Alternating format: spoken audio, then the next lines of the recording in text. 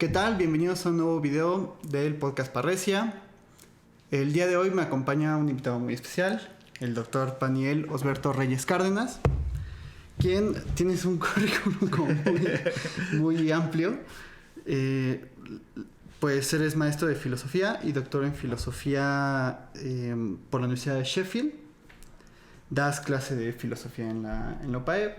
Tienes distintos textos publicados. Acá tenemos incluso un texto llamado Teaching Pragmatist Epistemology to Undergraduate Education Students. ¿Lo dije bien? Súper bien, súper bien. Con algunas alumnas que hemos tenido en común. Sí. Excelente grupo. Sí. Y pues bueno, en tu tesis doctoral hiciste una investigación sobre pragmatismo y la metafísica del realismo. Y has trabajado mucho el autor Peirce. Entonces por ahí vamos a llevar como un poco la cuestión. Claro. Entonces, no sé si te gustaría agregar algo más de... No, pues nada, decir que... No, al contrario, mil gracias por la invitación, Javier. Es un gusto estar aquí contigo. Y pues nada, la verdad muy feliz de compartir este espacio de discusión, de conversación. Y seguro que habrá pues temas que desde mi expertise pues pueden a lo mejor darte algunas puntos de conversación interesantes, ¿no? Entonces, no, yo feliz. Y pues nada, nada más agradecer la invitación y al mismo tiempo decir que si alguien pues tiene la inquietud de conocer más sobre mi trabajo, pues hay varios medios, ¿no? Afortunadamente ahora con el Google, por ejemplo, si ponen mi nombre, una de las primeras cosas que salen son la página de Amazon, ¿no? Tengo una página de autor de Amazon. ¿A poco? Sí, Amazon la hizo para mí. De hecho, yo no la hice personalmente, pero pues de mis primeros 2 libros Amazon como que me contactaron y hicieron... Claro, es Amazon del Reino Unido, ¿no? Entonces va a aparecer en la extensión es .co.uk, amazon.co.uk, y ya si ponen ahí página de autor, pues ahí tienen una semblanza y algunos de la mayoría de mis libros he tratado de ponerlos accesibles por Amazon, ¿no? Ah, buenísimo. Sí, porque de hecho, bueno, cuando decía que estabas en la Universidad de Sheffield, o sea, estuviste muchísimo tiempo allá. Sí, estuve cerca de 9 años en el Reino Unido. No todo el tiempo en Sheffield, también estuve en Irlanda hice un postdoctorado en la Universidad de Nottingham, cerquita, pero también estuve, como decía, en Irlanda. Y bueno, intermitentemente en Londres. Pero como es muy caro vivir en Londres, pues nada más iba y venía. Buenísimo. Pues, si te parece, comenzamos. Hoy vamos a hablar como del tema de la cuestión del pragmatismo. Y como en su relación con esto que vivimos hoy de la cultura de la cancelación, la censura en las redes sociales, claro. Las polarizaciones, por ahí salieron como comentarios cuando hice la convocación a las preguntas. Sí. La cuestión de la polarización de las opiniones, cierto. Estas, pues yo las llamo como dictaduras morales, ¿no? De tratar de universalizar las cosas, una creencia particular, tratar de hacerla universal, la exclusión, la prohibición. Y también la cuestión de las fake news, que también estamos como muy... Sí, claro. O sea, está pasando a cada rato, ¿no? Claro, que vivimos en un tiempo como en el que estos temas son muy importantes de tomar en serio, ¿verdad? Y tal vez como que muchas cosas han colapsado en problemas muy serios justo por no hacer una discusión, una reflexión seria sobre estos puntos, ¿no? Entonces, perfecto. Pues yo desde el área de la filosofía que trabajo, pues con mucho gusto te daré mis propuestas, opiniones, claro que posiciones. Sí. Porque sé que también trabajas, bueno, yo siempre que... A ver, yo te conocí como maestro de la UPAEP, o sea, cuando yo empecé también a dar clases en la UPAEP.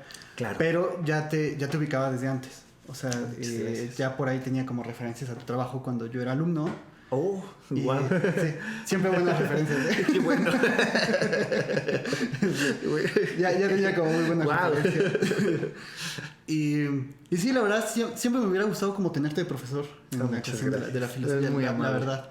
Y bueno, siempre que me he acercado como a tu trabajo o a lo que comentas, ¿no? Siempre veo que mencionas el nombre Peirce. Peirce. ¿No? Así como a veces uno de psicoanálisis, Freud. Sí. Peirce. Creo que es muy interesante pues traer a este nuevo autor al podcast, que digamos, ya también le estamos dando una bienvenida a un autor distinto, buenísimo. Sí, con mucho gusto.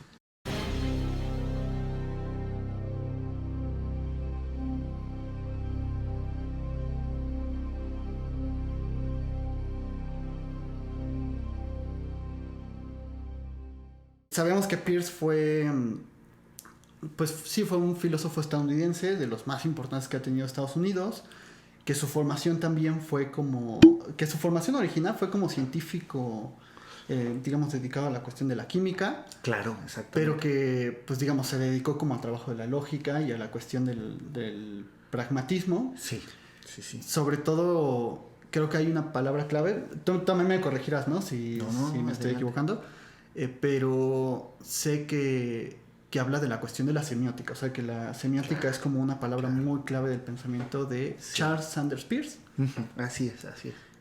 Sé que habla como del pragmatismo como una especie de alternativa a la respuesta dualista de Descartes, de Kant. En efecto. Sí. Y que plantea la cuestión de adentrarnos en el estudio de los signos. Ahí me parece como estupendo. Por ahí estoy viendo cosillas, ¿no? Claro. Y me parece como estupendo esta cuestión del signo. Entonces, pues, a lo mejor por ahí podemos comenzar, ¿no? Preguntándote qué es un signo para Peirce y por qué se considera como una alternativa a las explicaciones de Descartes y de Kant, por ejemplo. Muy bien, wow, excelente pregunta como para entrar con todo. Oye, pues mira, si me permites el librito por un segundo, claro. Para que nuestro público sepa quién de estos autores, el que está aquí, el más barboncito, ese es Charles Sanders Peirce. Aquí lo acerco a la pantalla. Igual si quieres decimos los nombres también de... bueno, claro, autores, bueno, ¿no? Estos son algunos autores clásicos de la tradición pragmatista, ¿no? Este es William James, que ha sido muy importante en la historia de la psicología. Este es Josiah Royce, poco conocido, pero en su tiempo fue como uno de los más importantes pensadores de Estados Unidos. Aquí está Charles Sanders Peirce, y obviamente también será muy familiar para muchas personas familiarizadas con el tema de la educación o de la democracia y la política. La filosofía que tiene que dar cuenta de la democracia, que es John Dewey, ¿no? Todos ellos pues se han agrupado como algunos de los autores del pragmatismo clásico, ¿no? El pragmatismo clásico es esta tradición de la filosofía que voy a poner aquí para las preguntas.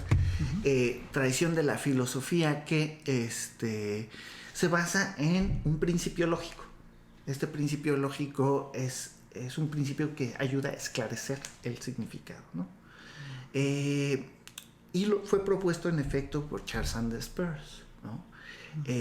Mucha gente, y no los culparé porque es parte de del mal uso que se ha hecho del término pragmatismo. Mucha gente confunde el pragmatismo con el utilitarismo, ¿no? Piensan que decir yo soy pragmático o yo soy pragmatista, ¿no? Piensan que tiene que ver con ser una persona que utiliza las cosas a su beneficio, ¿no? O que busca generar cierto tipo de estímulos, como por ejemplo el utilitarismo decía que que en el mundo solo hay dos soberanos, ¿no? En los cuales organizan pues todo, ¿no? La ética, y son el placer y el dolor, ¿no? Que debemos alcanzar el placer y evitar el dolor. Eso dicen los utilitaristas. Y desgraciadamente, porque el nombre utilidad y se ha asociado a la palabra pragmatismo, se han hecho muchas confusiones sobre este término, ¿no? Entonces mucha gente quiere decir, cuando dice soy pragmático, quiere decir que no le interesan las teorías, que no le interesa lo conceptual, sino que solo le interesa lo que le produce resultados, exactamente, o lo que le sirve para trabajar. Incluso te cuento que alguna vez me invitaron me sentí muy honrado de ir a una serie de conferencias de la London School of Economics, ¿no?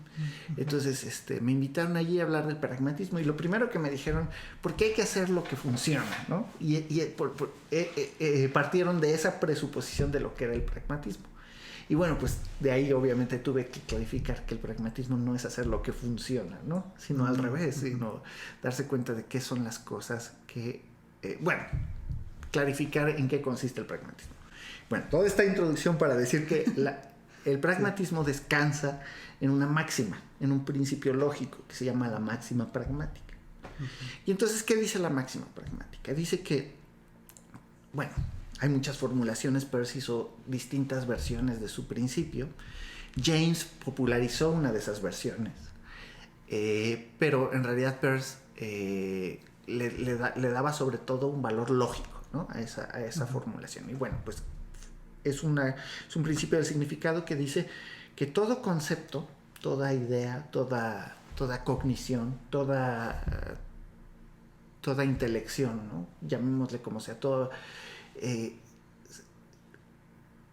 si uno quiere descubrir su significado, uno tiene que darse cuenta qué consecuencias se seguirían de aceptarlo como verdadero, ¿no? Entonces, pues en realidad esto coincide con una formulación de la lógica que se llama, como una estructura lógica clásica que se llama el enunciado condicional. Enunciados condicionales son enunciados del tipo si X, entonces Y, o si P, entonces Q. A la primera parte le llamamos antecedente, es algo, si tengo esto, y a la segunda parte le llamamos consecuente, obtengo esto otro. Entonces, la máxima pragmática dice que todo concepto debería poderse expresar en términos de un enunciado condicional, en el que la primera parte, el antecedente, es el concepto, y la segunda parte son el conjunto de consecuencias que se van a desencadenar si uno aplicara ese concepto. Okay. Entonces, el pragmatismo consiste en eso, en decir, ¿quieres saber qué significa tasa? Pues date cuenta de qué tipo de usos liberarías de la tasa con tu creatividad. No solo el que se basa en la definición. Tasa es un instrumento para... Si tú te vas al diccionario para beber líquido, ¿no? Pero a lo mejor, pues como la serie de MacGyver, ¿no? No sé si alguna vez... Sí. Ya es muy antigua. No. Era una serie de hecho, acaban de sacar, ¿no? Como una nueva versión, ¿no? Ajá. Bueno, pues lo interesante de la clásica, porque la nueva la he visto, pero tal vez no es tan efectiva en mostrarte eso, es que pues la creatividad hace que un objeto cotidiano pueda ser usado de muchas maneras que ni te imaginabas, ¿no? Bueno, pues eso, según la máxima pragmática, esos usos que tú ni siquiera te imaginabas en la definición, también son parte del significado del objeto o del concepto, ¿no? Entonces, en otras palabras, el pragmatismo es una filosofía del significado de los conceptos que dice que no solo se tienen que obtener claridad acerca de ellos con base a las definiciones que ya están hechas, sino incluso como proyectar hacia el futuro esos conceptos y abrirse a un significado futuro, ¿no? De esos conceptos. Entonces, el pragmatismo es una filosofía orientada al futuro, es decir, orientada a no solo vamos a conformarnos con lo que ya sabemos, sino si sometiéramos este concepto a la acción a través de la creatividad, a través de las hipótesis, a través de abrir un camino de investigación, entonces, ¿qué se seguiría, no? Y entonces eso pasa a ser parte del significado. Bueno, y esto es súper interesante, a mí me parece, porque lo que hizo Peirce fue una filosofía que rompía con con la idea de que la claridad y la distinción eran suficientes para resolver nuestros conflictos intelectuales, ¿no? O sea, simplemente basta con esclarecer qué entiendes tú por este término y qué entiendo yo. Pero claro, o sea, a lo mejor, supongamos que en el concepto justicia tú y yo tenemos definiciones muy diferentes. Pero si nos quedamos simplemente con clarificar de manera clara y distinta de lo que tú y yo entendemos, pues solo hemos recorrido una parte del camino, porque faltaría decir, bueno, ¿en qué nos vamos a poner de acuerdo sobre esa definición de la justicia? Es decir, orientar esas definiciones que ya tenemos a una futura acción, ¿no? Dejarla desarrollarse. Y aquí conecto con el tema de la semiótica, porque fíjate que, bueno, y aquí también decir que ¿qué es la semiótica? Tú ya lo dijiste muy bien, es una ciencia rigurosa de los signos. Me comentabas, ¿no? ¿Qué es un signo? Bueno, para Peirce un signo es algo que representa algo, otra cosa, para alguien. Entonces, si te das cuenta, esa definición del signo tiene 3 elementos. Algo, un X, que representa otra cosa, un Y, para alguien, un Z. Entonces, es una relación triádica. Okay. Y en esto, la semiótica de Peirce se distingue de toda la semiología, que es otra ciencia de los signos, pero que divide el signo en una relación diádica entre significado y significante. Esa tradición se llama semiología y se la debemos al pensador francés, padre del estructuralismo, que incluso tuvo mucha influencia en la historia de la psicología, que es Ferdinand de Saussure, ¿no? Entonces, bueno, pues la semiótica peirciana es muy diferente a la semiología saussureana o al estructuralismo saussureano. ¿Por qué? Porque el estructuralismo saussureano dice que pues las palabras son significados que tienen significantes, pero no entra en juego el interpretante, quien interpreta, ¿no? Entonces, para Peirce el signo no es un signo completo si no hay alguien que lo interprete. Okay. ¿Te acuerdas? Seguro recuerdas ese famoso dicho de Confucio, ¿no? De que si hay un árbol que cae en el bosque y nadie lo escuchó caer y nadie se da cuenta de que cayó, realmente cayó. Bueno, sí cayó, pero ese árbol cayendo no es un signo para nadie hasta que alguien lo interprete, ¿no? O sea, digamos, en ese sentido no sonó. Exacto, en ese sentido todavía no es un signo, ¿no? No significa que no haya un hecho, significa que todavía no es un signo para nadie, ¿no? Okay. Entonces, o por ejemplo, otro, y esto se me ocurre ahorita porque justo ahorita me ha interesado mucho en temas de cómo aplicar el pragmatismo de Peirce a la física contemporánea, y uno de los problemas que sale es el principio de incertidumbre de Heisenberg, y te acordarás del gato de Schrödinger, ¿no? Que representa, ¿no?, los estados cuánticos. Entonces es un gatito que está en una caja, ¿no? Y bueno, dependiendo de los estados de algunos átomos, el gato, como el estado es indeterminado en sí mismo, solo se determina en el momento en que lo interpretas, el gato no está ni vivo ni muerto, sino que tendrías que aceptar que está en los dos estados, ¿no? Mientras no se defina en qué estado está. Esto se parece un poco a la idea de interpretar, ¿no? O esto de hacer pasar las partículas por una rendija, ¿no? Por ejemplo, sí, el experimento de la doble rendija, ¿no? Ajá. Claro, el experimento de la doble rendija obtiene un resultado solo en el momento en que lo interpretas, ¿no? Mientras no, pues es las dos cosas, es una onda y es una partícula, ¿no? Okay. Claro, esa sería una idea de que esos acontecimientos son signos, pero son signos solo en el momento en que hay una mente que los interpreta, o alguien o algo que los interpreta, porque no necesariamente es una mente, ¿no? Una mente humana, puede ser otra mente. ¿Puede ser un colectivo? Puede ser una mente colectiva, pero incluso hasta los animales interpretan. O piensa en esto, piensa en nuestro... Bueno, ya me voy a ir un poquito. No quiero desconectarme del tema principal. Me ayudas por si me... Sí. Me distraigo mucho, pero es que me fascina. Bueno, yo tampoco sirvo mucho para eso. Es que me fascinan estos temas. Pero bueno, hay una nueva ciencia también rigurosa de los signos, pero de los sistemas vivientes, que se llama la biosemiótica. Bueno, la biosemiótica ha sido estudiada ya desde el siglo XX, ¿no?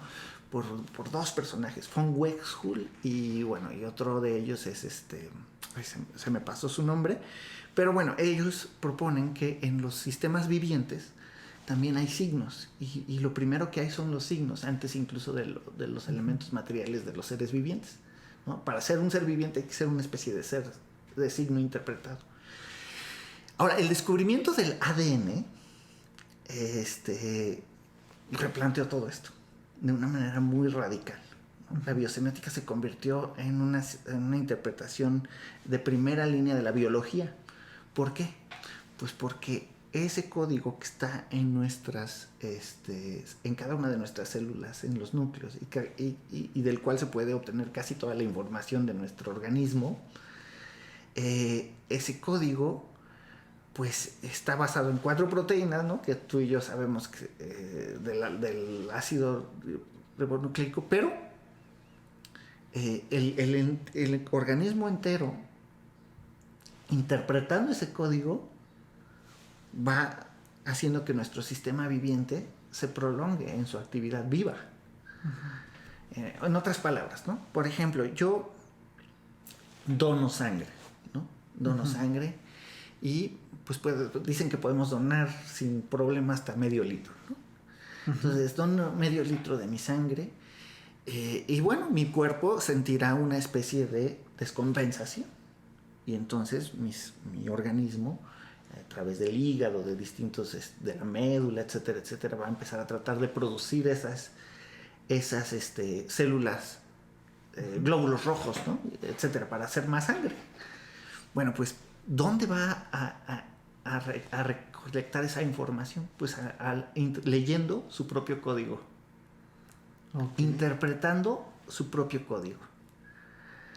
Y la biosemiótica es la idea de que nuestras células son signos para sí mismas.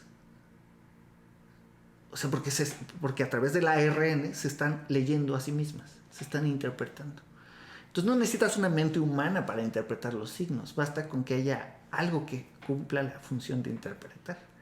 Y en nuestro caso, pues es una proteína, ¿no? El ARN es una proteína que está leyendo al código del que es parte, ¿no? Esto es muy interesante desde muchos sentidos, pero sobre todo ha sido estudiado muy profundamente por un biólogo que se llama Barbieri. Y Barbieri ha escrito mucho sobre biosemiótica, ¿no? Y bueno, lo interesante es que los signos están en todo el universo, ¿no? Para Peirce, los signos eran parte de la naturaleza del universo. Incluso el universo es un signo para sí mismo.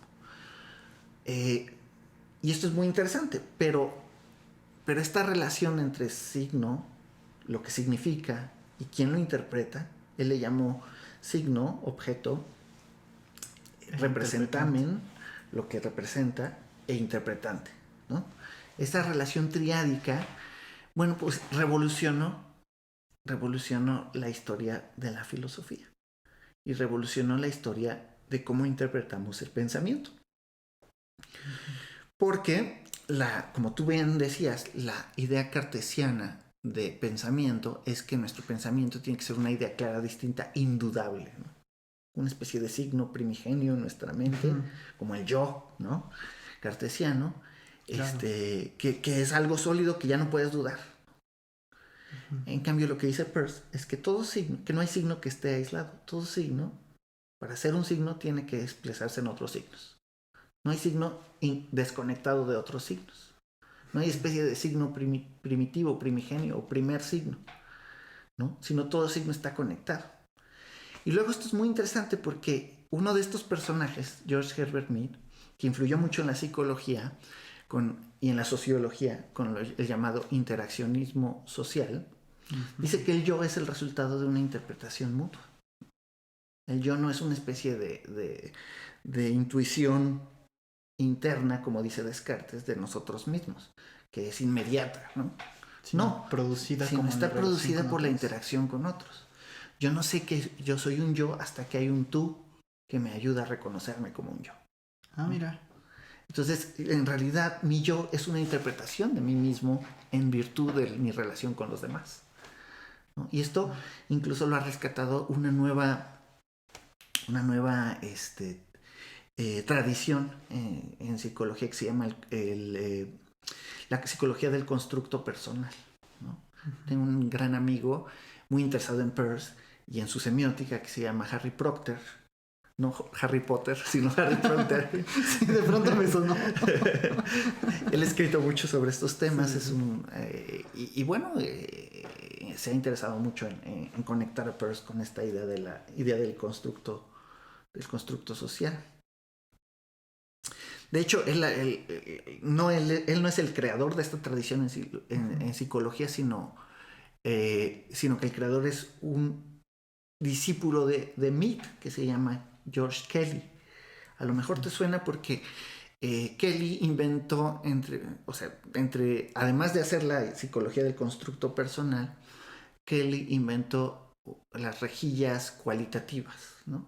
Y esas rejillas cualitativas o esas mallas cualitativas son como unos instrumentos típicos de reunión de datos, digamos, cualitativos del comportamiento, ¿no? Pero bueno, Kelly es conocido por eso, pero no, en mi opinión esa no es su gran aportación. Su gran aportación es la psicología del constructo personal. Otro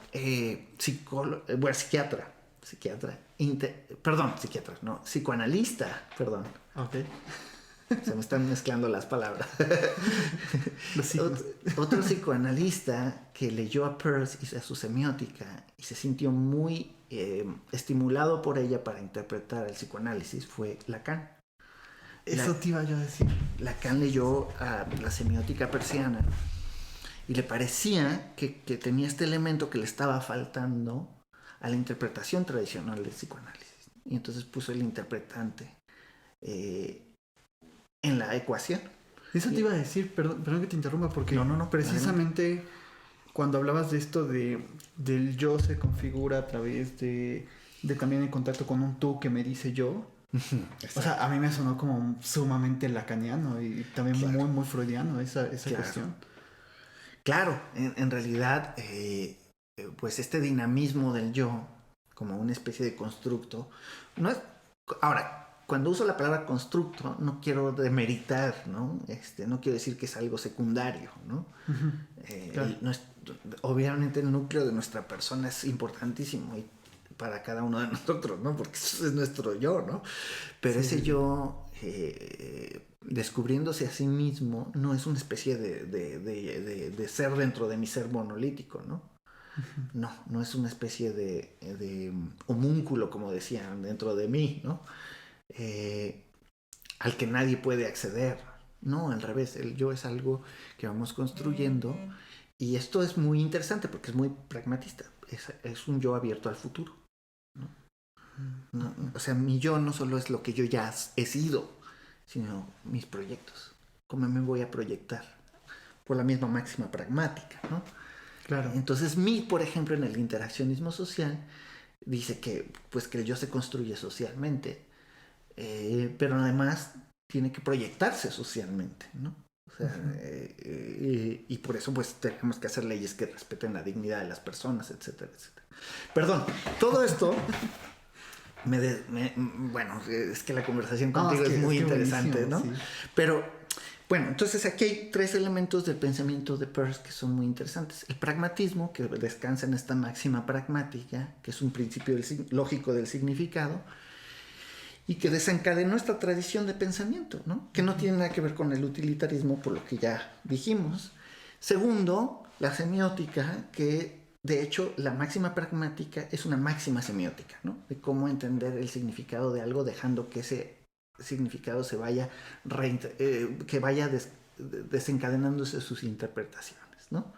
Entonces, también la semiótica es otra aportación importante de Peirce, ¿no? Otras aportaciones muy relevantes pues están en el campo de la epistemología, ¿no? De la teoría del conocimiento. ¿Y por qué de la teoría del conocimiento? Porque esta teoría del conocimiento muchas veces, sobre todo en la Edad Moderna, se concentró en una lucha contra el escepticismo, ¿no? Es decir, ¿cómo sé que esto no es un sueño, ¿no?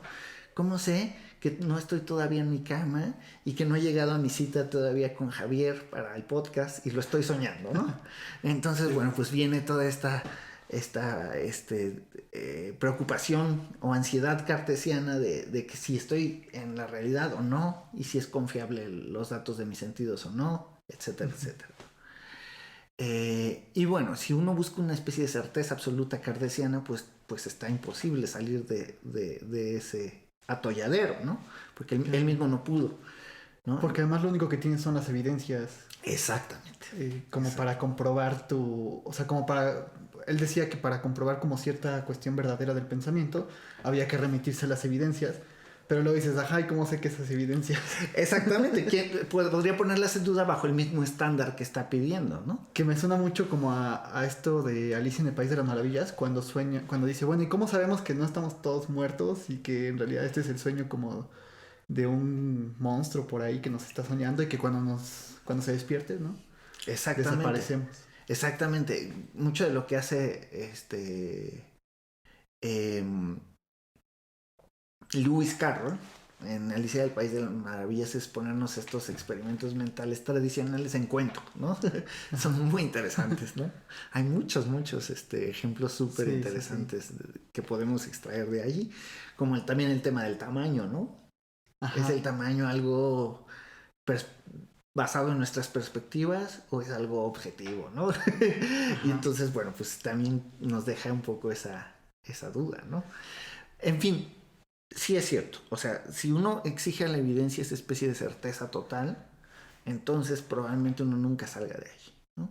Y claro, la tradición en epistemología pues ha incluso exagerado este tipo de ejemplos, pero nos dan buenas historias, ¿no? Como Matrix, por ejemplo, ¿no? Una película tan importante en los años 90, 2000, ¿no? Tal vez mis alumnos, cuando les digo como en Matrix, y dicen, ¿qué es eso? No es tan vieja.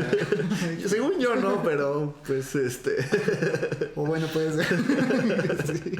Según yo, no, pero bueno, quiere decir que las cosas van avanzando y las nuevas generaciones, pues estos ejemplos no les son tan familiares, ¿no? Pero esa película explota en la trama justo un problema, un experimento mental que nos propone un filósofo del siglo XX, Hilary Putnam, que se llama Cerebros en una cubeta, ¿no? Y que, bueno, que no es exactamente igual a la trama de la película, pero que la trama explota, ¿no? De manera muy rica, ¿no? Pero el punto es también, o sea, ¿cómo sabes que no eres un cerebro en una cubeta y que esto que estás viendo no es una simulación o un programa, ¿no? Que te está alimentando una computadora, ¿no? Claro. Igual, pues con la evidencia que tienes, pues no podrías demostrarlo, ¿no? Claro. No podrías demostrarlo. Y bueno, y entonces, ¿qué te da el pragmatismo? ¿Qué te da la epistemología de los pragmatistas para resolver este tipo de ansiedades típicas del hombre moderno, ¿no? Sí. Bueno, pues te dice que este requerimiento, digamos obsesivo, si tú quieres, por usar términos propios de la psicología, de la certeza, descansa en una concepción equivocada de los signos, de los pensamientos, de nuestra experiencia. Porque descansa en una división de que, bueno, mi experiencia externa es algo distinto a mi experiencia interna. Y ya impuso un dualismo en la realidad. Y lo que dice el pragmatismo es que, o la semiótica, es que tus pensamientos son un continuo orgánico con la realidad. Y eso se lo tomo a John Dewey, ¿no? John Dewey tiene esta idea de que nuestra mente simplemente es un continuo orgánico con el mundo. Entonces, proponer que hay una especie de abismo entre mi percepción interna y el mundo externo ya es imponer en la realidad algo que no está justificado en la realidad misma, ¿no? Sino una especie de prejuicio en contra de ella.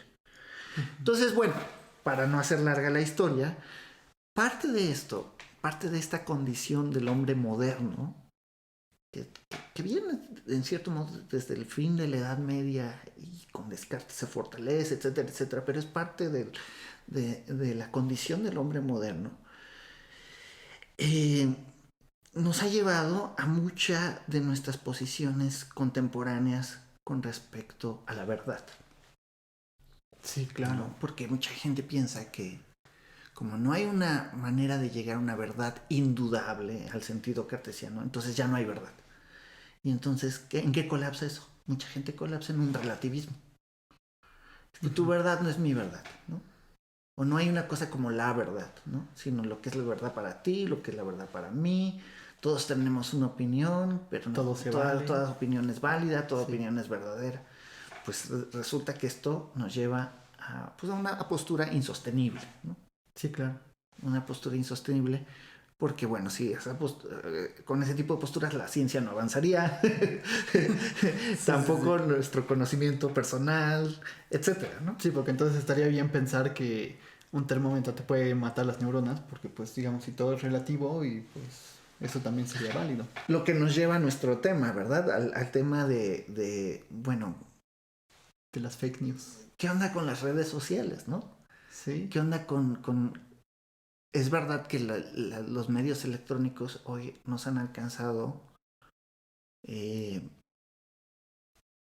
han alcanzado una difusión impresionante, que nunca antes se había experimentado, ¿no? Lo cual es muy bueno en un cierto sentido, porque, pues, por ejemplo, esta labor que hacemos aquí, pues hace unos 20 años hubiera tenido que ser un estudio ¿no? Con muchos costos, etcétera, etcétera, ¿no? Sí. Y poderlo difundir hubiera sido súper difícil, etcétera.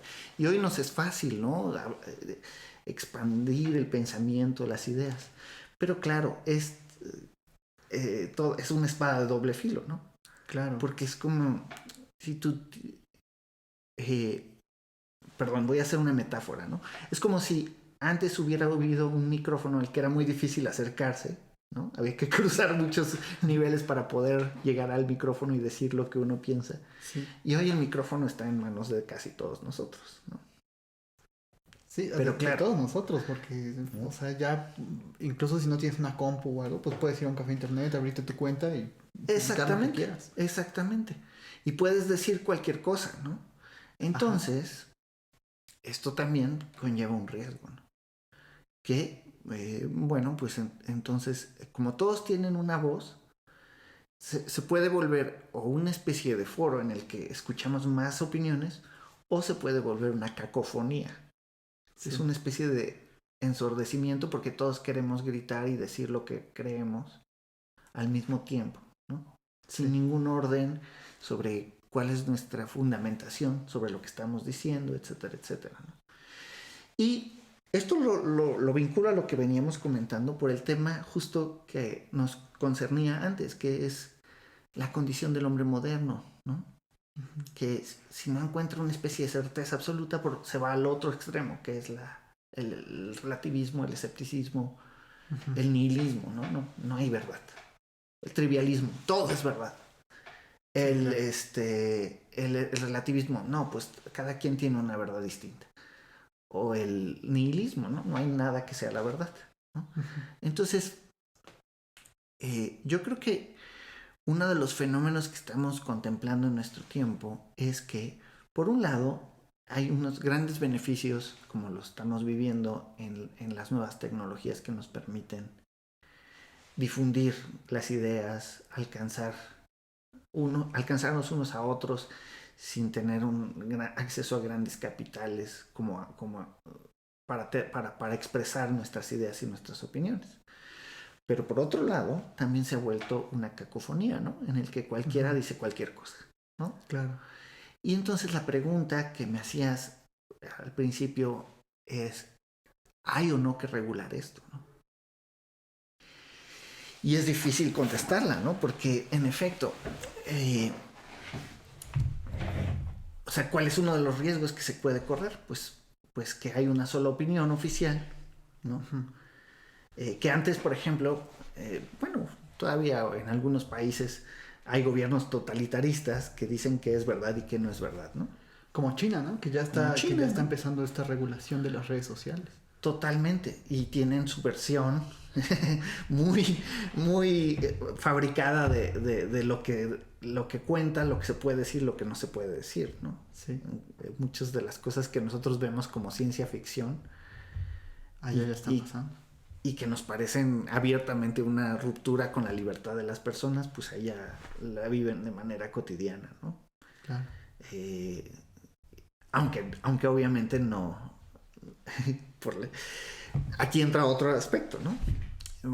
Por un lado, los gobiernos totalitaristas pueden querer tener la tentación de decidir qué se puede y qué no se puede decir. Pero también, hoy en día, no solo los gobiernos tienen ese poder, sino las grandes empresas, los grandes capitales, ¿no? Y las grandes empresas por las que son posible que se extienda nuestra voz, como Facebook, Instagram, etcétera, etcétera, ¿no? Todas estas redes que tienen un poder impresionante, y si ellos deciden que pueden censurar a la población, pueden incluso imponer una cierta manera de pensar, ¿no? Otro tipo de totalitarismo, ¿no? Uh-huh. Ya en un totalitarismo, digamos, tal vez físico, ¿no? Como puede suceder en países donde no se respetan estas libertades civiles básicas, como China, desgraciadamente hay que decirlo, uh-huh. O Corea del Norte, sino también, ya no de manera física, pero sí de manera virtual, ¿no? ¿Por qué? Pues porque por un lado, pues ellos gestionan nuestra información, ¿no? Información que podemos nosotros considerar privada. Estas empresas las pueden gestionar como si nosotros fuéramos uno de sus o si nuestra información fuera parte de su capital, ¿no?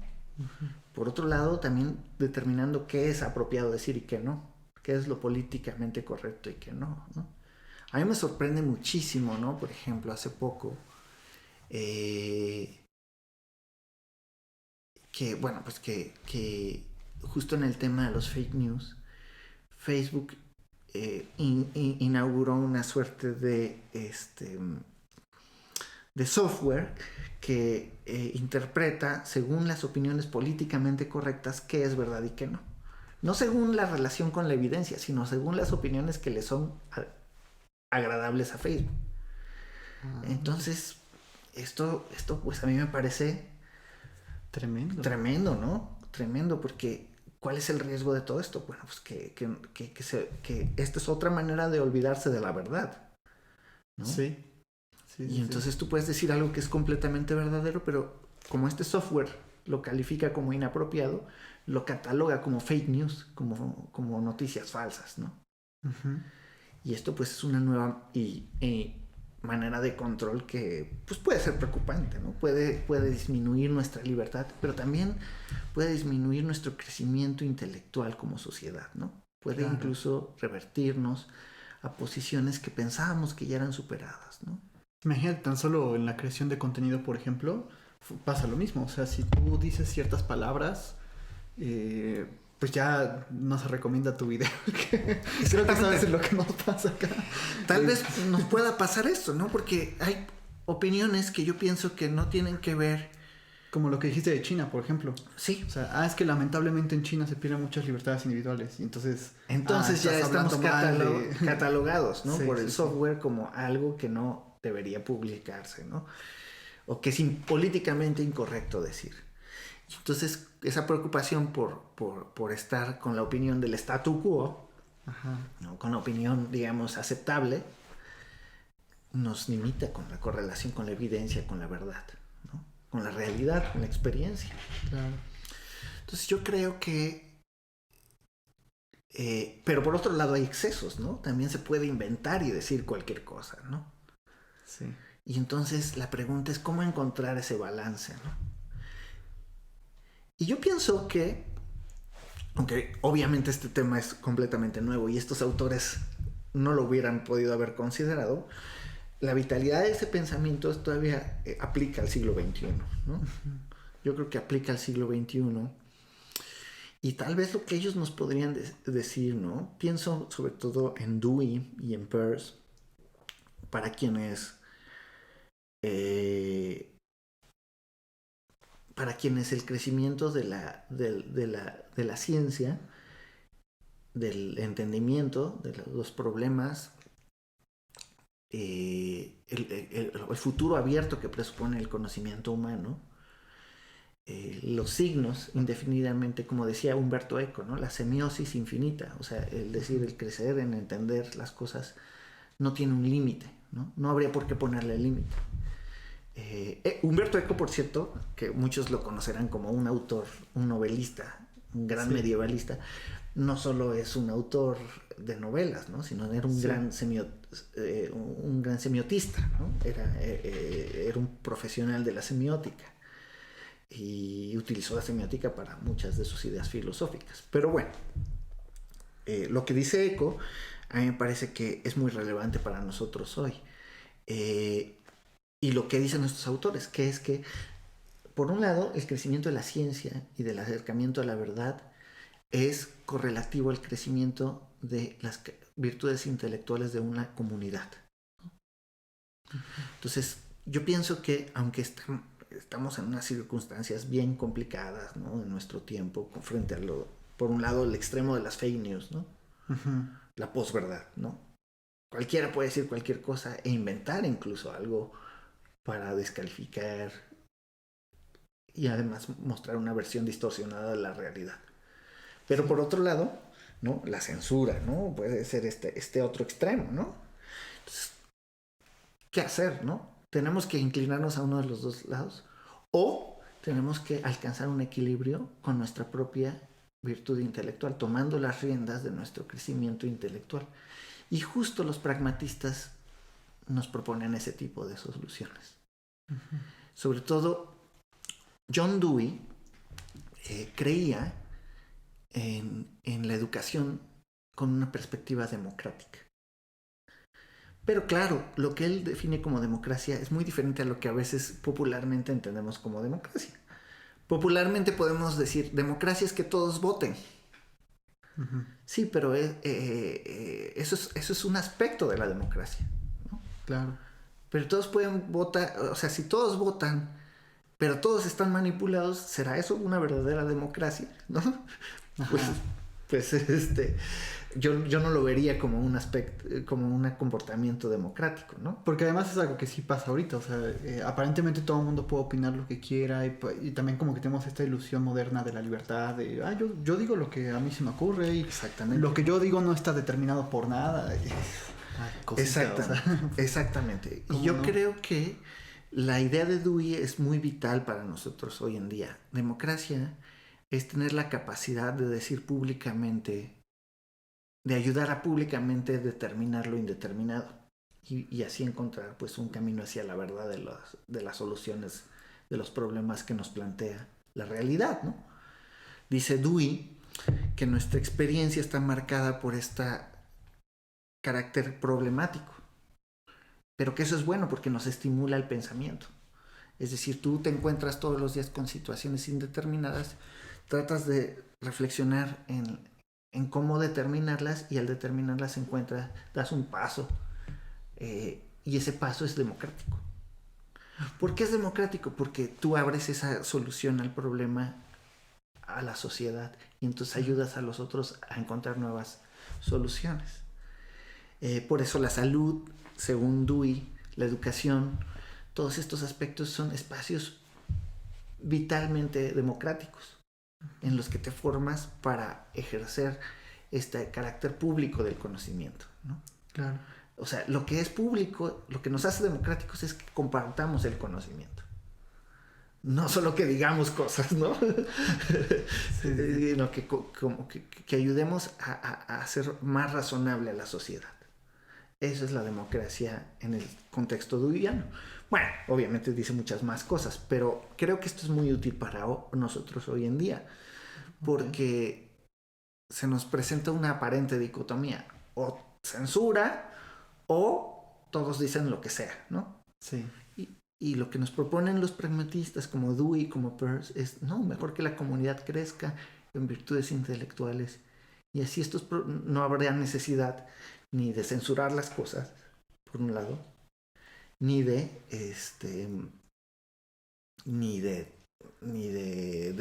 ese descontrol total en el que en el que se pierde contacto con la evidencia, ¿no? Y se vuelve un relativismo de las masas. Solo que, no sé tú qué piensas con respecto a eso, pero a mí me parece que también como que esa solución tampoco puede ser como perfecta, ¿no? Como darse de manera como absoluta o algo así, porque me parece que ahí nos enfrentamos a la noción, por ejemplo, de un obstáculo epistemológico, o sea, de algo que proponía, por ejemplo, Gastón Bachelard, sí, claro, que propone también el psicoanálisis, que es la cuestión de... El gran problema que tenemos como en esta relación con las cosas es que atribuimos valoraciones inconscientes, subjetivas a las cosas, que damos por ciertas, ¿no? Y que confundimos a este conocimiento del objeto con una valoración nuestra. Así es. Y ni siquiera nos damos cuenta. O sea, sí, claro. De hecho, esto es súper interesante lo que planteas. Lo que dice Bachelard, lo que dice Lonergan, por ejemplo, de que hay distintos sesgos, ¿no? Y hoy se habla de hay mucha investigación en epistemología sobre sesgos implícitos, ¿no? A veces no explícitos, sino implícitos, como un sesgo de raza, un sesgo económico, por ejemplo, ¿no? Si yo viniera sucio, a lo mejor no le darías el mismo crédito a mis opiniones, ¿no? Okay. Es decir, hay una serie de cosas que no tienen directamente que ver con lo que estoy diciendo, pero que por ciertos sesgos nosotros podemos catalogarlo por razones muy independientes al valor mismo de lo que se dice, ¿no? Por ejemplo, imagínate que la imagen, ¿no? El podcast que tienes es buenísimo, se ve y se escucha muy bien. Gracias. Pero supongamos que la calidad del video fuera mala, ¿no? Entonces, a lo mejor habría un sesgo en cierto segmento de la sociedad que por la calidad del video diría que las opiniones no son buenas, sí. ¿no? Sí. ¿Me explico? O sea, son sesgos inconscientes a veces, ¿no? De hecho, a veces ha pasado, porque sí, hay algunos videos que a veces se distorsionan un poquillo y como que dicen, no se escucha bien, entonces ya no lo escuché. Entonces, bueno, claro. Está bien. Entiendo. Pero bueno, estos sesgos no significa que, como bien dices, no los podemos desterrar o erradicar como si fuera una especie de plaga a la que hay que fumigar, ¿no? No. Pero está linda la apuesta, o sea, sí es como, oye, sí, tratemos de ir más allá. De hecho, lo que nos proponen los pragmatistas no es que no va a haber sesgos. De hecho, en este libro que afortunadamente tienes aquí, una de las estudiantes que hace un capítulo sobre el problema de la fijación de la creencia. Y claro, ¿qué es la fijación de la creencia? Pues el establecimiento de algo que creemos, ¿no? A través de hábitos. Exactamente. Pero hay hábitos como la tenacidad, la autoridad y el a priori, según Peirce, que pues no son modos racionales, son modos racionales de establecer la creencia que sí usamos todo el tiempo. Lo que él propone es lo que él llama el método de la ciencia, que no hay que confundir con lo que los positivistas llaman el método científico, sino que es una apertura radical a la experiencia. Entonces, muy brevemente, y ya para ir cerrando, porque sé que ya el tiempo nos apremia, lo que Peirce y los pragmatistas dicen es que no puedes erradicar todos estos métodos, digamos, no racionales de fijar las creencias, porque a veces pueden ser métodos que a veces incluso fomentamos con nuestros propios sesgos, ¿no? Uh-huh. El sesgo de lo que a mí me agrada, el sesgo de lo que es políticamente correcto decir, etcétera, etcétera. Sí. Pero entonces, ¿cómo podemos solucionarlo? Bueno, Peirce y también Dewey dice que una manera de... Uno podría ponerse a censurar los métodos inadecuados de fijación de la creencia, pero la mejor manera es exponernos. Crear comunidades de pensamiento en donde tal vez yo te estoy expresando una opinión que viene de ciertos sesgos, pero al exponerme a ti y exponer a escuchar qué opinas de esa opinión, dos experiencias distintas sobre la misma realidad tienen la capacidad de autocorregirse. Uh-huh. Es decir, no quiere decir que tú tengas la verdad o que yo la tenga, sino que exponiéndonos mutuamente a nuestras opiniones, estamos en mejores condiciones de darnos cuenta de en qué cosas estamos cerrados. Que también es una especie de función dialéctica de la conversación. Exactamente. Si yo... Es que cuando empezabas a hablar, a exponer como toda esta cuestión, muy amplia, muy rica, claro, o sea, claro. Y me hacías acordarme de Parménides, del diálogo Parménides. O sea, cómo empieza toda esta exposición y dice, vamos a tomar en cuenta como si la hipótesis contraria fuera cierta.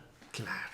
Que nosotros sabemos que no es cierta y voy a exponer por qué no es cierta. Exacto. Pero vamos a exponer como si sí lo fuera. Exacto. Y a mí me encanta como toda esa exposición que hace en el Parménides, como esta cuestión de si el uno es o no es. Claro. Y dice, bueno, si no es, vamos a elaborar como el por qué no es. Y va elaborando ciertas cosas como si fuera verdadero. Y después, hasta como que sí llega un punto en el que te piensas y dices, ah, caray, o sea, yo como que había desechado por un primer momento una idea y después veo que también puede elaborarse y también puede sostenerse bastante bien. Eso me fascina que hagas ese ejemplo porque, de hecho, William James, uno de los pragmatistas, dice que tiene un artículo muy bonito que se llama Pragmatismo, un nuevo nombre para algunas antiguas maneras de dialogar. Ajá. Lo que dice James es que el pragmatismo no es nuevo. El pragmatismo está presente siempre que se hace filosofía. ¿Por qué? Porque lo que se hace es esa máxima pragmática, se aplica a cualquier idea. Y justo como el Parménides lo hace, Parménides dice, bueno, antes de descalificar esta idea, vamos a ver qué se sigue de aceptarla.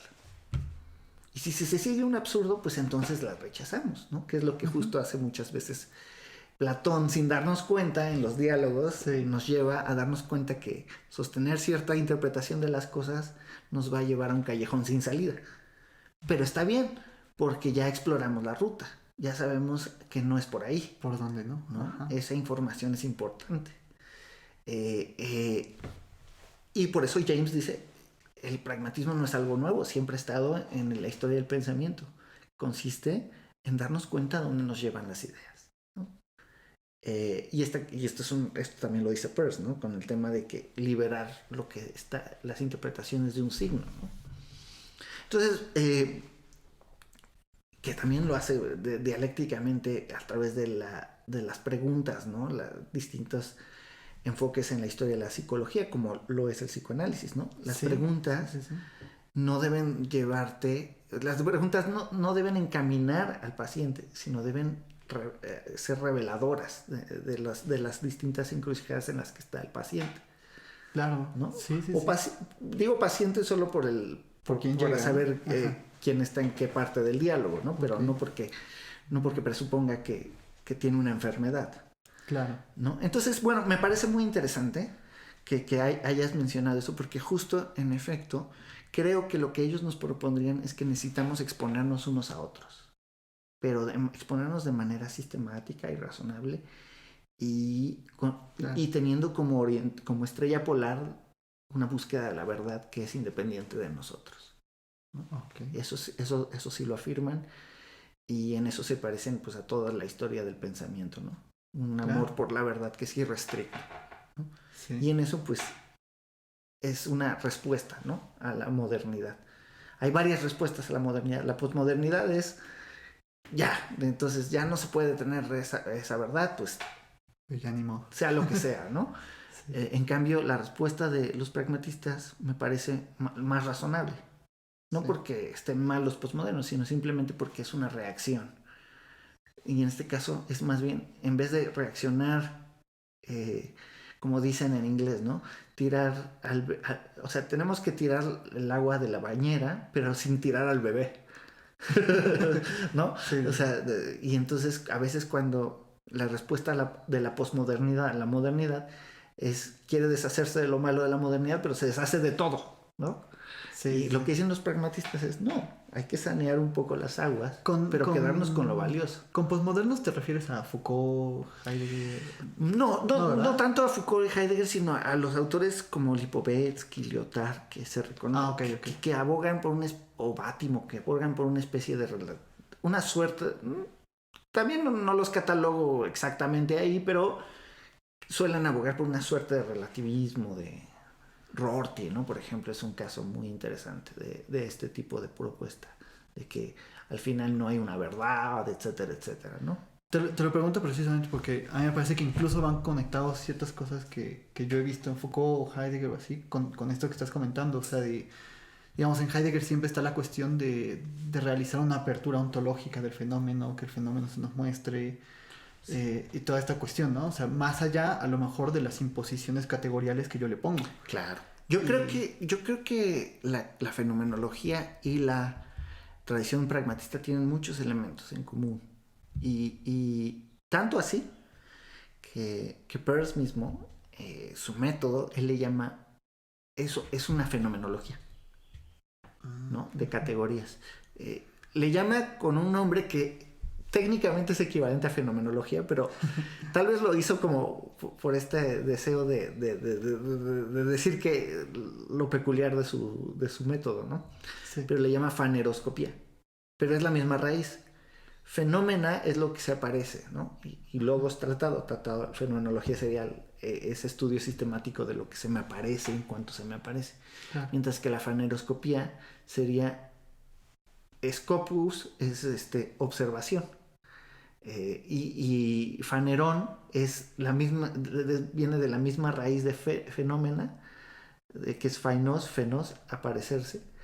Entonces fanerón es aquello que se aparece. Entonces fenómena y fanerón son exactamente el mismo concepto. Claro. Entonces, lo que pasa es que entiendo que Peirce no se desprende como tal de cierta búsqueda científica, mientras que a lo mejor él piensa que la ciencia es un buen ejemplo de esa fijación apropiada de las creencias en la comunidad. Porque la ciencia, bueno, no toda ciencia, pero la ciencia experimental, pues no puede actuar con presupuestos inconmovibles, ¿no? Tiene que ser falibilista, tiene que decir, bueno, pues vamos a probar esta hipótesis, ¿no? Como cuando prueba uno una vacuna, ¿no? Vamos a probar esta vacuna, ¿no? Es como una hipótesis, ¿no? Si funciona, pues qué bueno. Si no funciona, no la usemos ya, ¿no? Claro. No, pues buenísimo. Bueno, perdón, creo que el tiempo se nos ha terminado. Poquito. Pero sí. Me ha encantado, la verdad, conversar contigo sobre estos temas y te agradezco mucho. No, yo al contrario creo que es muy rico escucharte, que traigas toda esta postura, o sea, incluso ampliaste muchísimas cosas de un autor, como digo que en el podcast no nunca hemos hablado de Peirce, nunca ha aparecido el nombre Peirce, ¿no? Y me parece buenísimo, o sea, que aparezca y que se amplíe, que vayamos desarrollando, o sea, me parece muy bien. Yo, a lo mejor como para cerrar con mi participación, o sea, diría que entiendo que Peirce propone esta estructura triádica, al contrario de como se proponía en el estructuralismo de Ferdinand de Saussure, de que el signo está compuesto por significante, significado. Acá, digamos, Peirce viene a aumentar la cuestión del interpretante.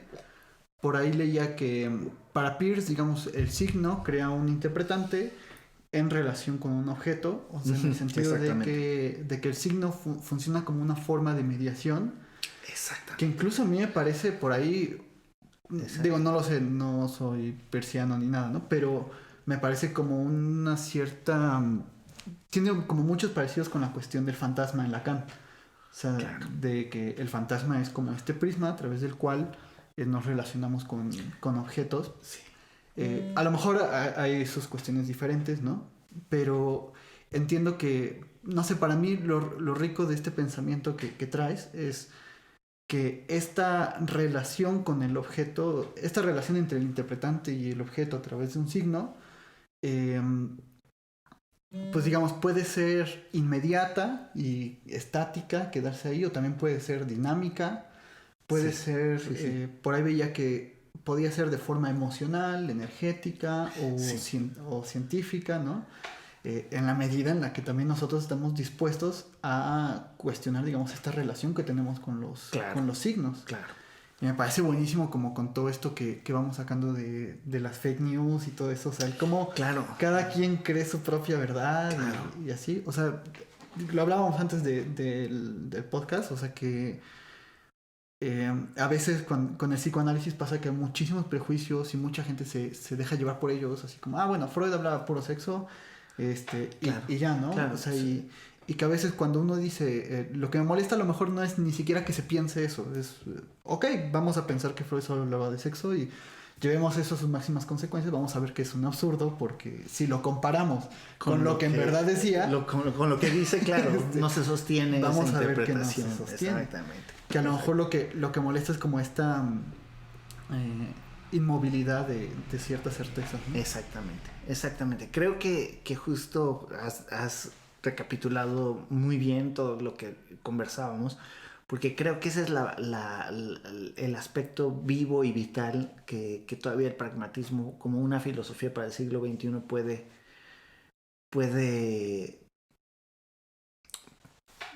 puede funcionar como una especie de mediador, ¿no?